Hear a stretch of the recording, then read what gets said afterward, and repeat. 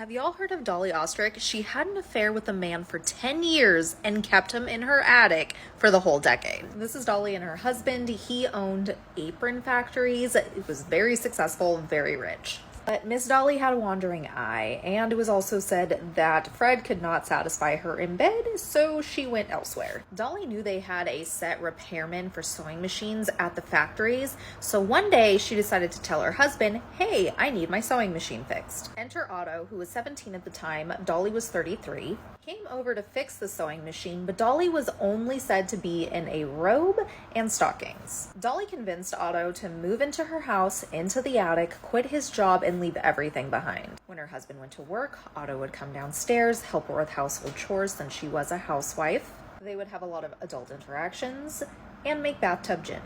Fred started noticing some weird stuff around the house and thought that their place was haunted, when really no, his wife's lover was living upstairs. Eventually the couple moves to Los Angeles, but before they can get there, she sends Otto over to get set up in the attic of the new house. Her husband still had no idea because while Otto was in the attic, he wrote a lot of different novels and he got money from them. This was always sent to Dolly, but she gave this to him when he went to go relocate. And he lived in their attic for more years until one night in August of 1922, the two had been fighting, and it was said that once they moved to California, Fred's drinking became unmanageable and he also became abusive.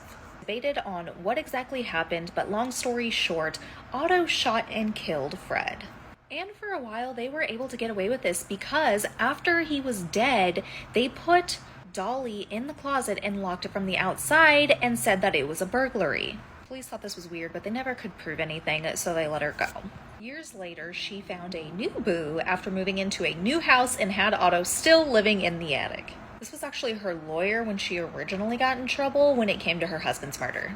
But even two weren't enough, so she got a third man in her life. His name was Roy, and they said they didn't have any kind of adult interactions, but she did have him get rid of the murder weapon. Well, there was actually two, and she convinced her neighbor to bury the other one in his yard. Eventually, these relationships would backfire on Dolly. The lawyer boyfriend would go and tell the police everything.